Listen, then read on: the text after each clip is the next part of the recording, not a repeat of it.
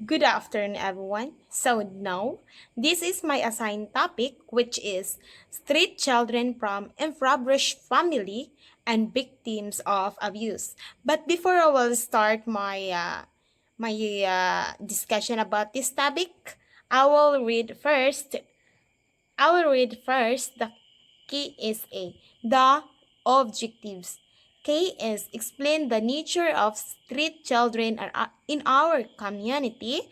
S is display different ways to combat abuse, especially to street children. And A is propose a campaign supporting street children. So, what is street children? So, street children from impoverished family. So, children who have no home but the streets are and no family support, they move from place to place, living in the shelters and abandoned buildings. These children live on sidewalks or city squares with the rest of their families. They may be displaced due to poverty, wars, or natural disaster. This is very common in our community. So, just like here in Shaton, as we can see, there's a lot of street children. They live in the street and they move place to place. Where's the pre place that they can live, so they can go there. There are some countries like in Egypt has street children program that aims to help children and youth living and working on the streets. This supports street children who do not have or have little access to basic services as medical care, shelter, and education. So in Egypt, they have a program in street children.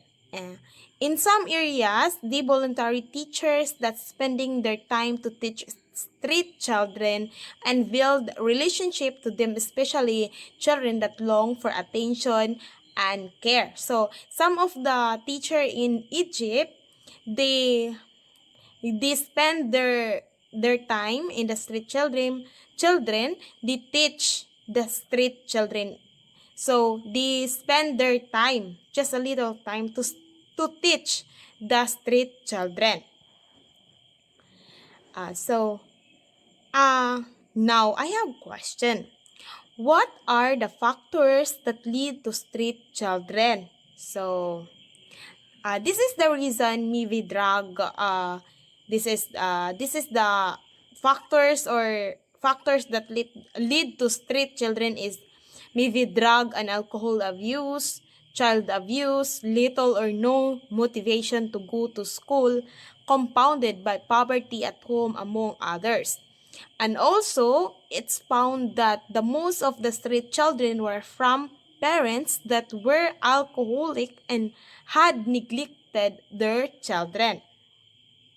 And also, poverty, it also causes malnutrition and poor health and reduces a family ability to work, thus creating condition for children to move to the streets. So, this is the reason why a lot of street children, so maybe uh their parents uh their parents did not motivate them to go to school, or they the children are have a lot of what I mean this is barkada, so they using drug, may the others are their child abuse, like that. So what are this is the very common question that we heard. What are the causes and effects of street children? So It also revealed that street living exposed children to negative physical, social, and psychological health effects arising from hardship such as lack of safe water and food, road accidents, missing vaccination schedules, sexual harassment, rape, and illegal drug use. So, ang mga causes sa mga mahitabo anang mga sa mga street children, tas the effects of them living in the street is they drink not safe water, like they drink not clean, and especially food. They eat the food nga dili limpyo, like ang uban nga street children is mukaon lang sila nga gikan sa basurahan nga mga pagkaon, tas ang mga bilin-bilin sa uban ilang kanon. So that's what we called not safe nga mga pagkaon. Tas the others is road accidents. Ang uban kalagmitan nga mahitabo sa street children nga road accident is the kanang gagmay gagmay pa, no? So then, especially missing vaccination schedules, they don't have vaccination. And the most common nga mahitabo sa street children is sexual harassment. Ang mahitabo jud is sexual harassment. The first common jud na siya nga kanang mahimo siyang street children na kalimitan diri sa Chaton. Daghan kaayong di man not I mean is daghan kaayo gamay raman ako makitaan nga mga street children. So gamay ra diri is so like pod anang rape and illegal drug use. The kuan jud nga mga buhaton sa street children is illegal drug use. Ang uban, they don't mind what their future to be, may tabo sila mga future. So they use that drug to forget their problem. And I don't know if naaba sila paglantaw about silang future kay sa akong makita sa ubang street children is they don't care about their self, ana. And now, what is the impact of street children in our society? So such children faces hardship and dangers on the streets, lack of food and clean water. Sa akong nastorya sa previous, diba? Sa lack of water, clean water, and adequate healthcare on the streets. And also, they are often victims of physical, social, psychological, and moral danger as they grow older. They often become a danger to others and they involved in street crime, terrorism, and so on.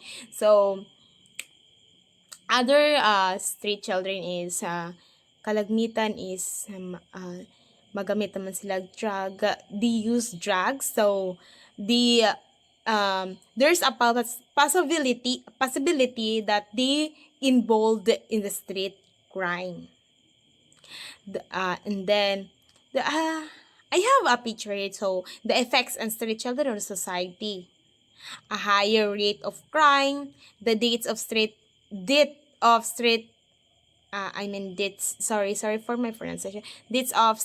children are rising, turns into thugs, prison mates, create an unhealthy person, increasing robbery. This is the very common in the street children, increasing robbery. A lot of street children are using rugby. And now, let's proceed to victims of abuse. So, classroom teachers have a unique opportunity to identify abused children and to start the healing process that will restore safety to their lives. The most important ingredient in a safe classroom is the teacher's attitude towards students.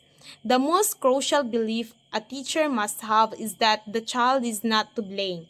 There is nothing that a child can do to prevent or stop the abuse.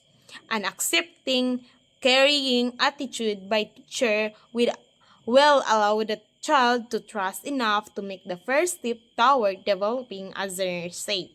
So, uh, to know your student as a future educator, to know your student that she or he victim of abuse, dapat dapat ato silang dapat kabaluta. We know how to process the safety of their lives. I mean kabaluta ang saan pag-process nga atong mabalan ato ang students nga victim ba sila sa abuse. I have pictures here. This picture showed that they victim of abuse. There are types of abuse. There are 4 types of abuse, but not 4. I think more than that, but I write 4. So 1, physical abuse. It is non-accidental physical injury to a child. Next is emotional maltreatment. The constant belittling and rejecting of a child, the absence of a positive emotional atmosphere. 3, physical neglect. Failure on the part of the child caretaker to provide adequate food, clothing, shelter, or supervision.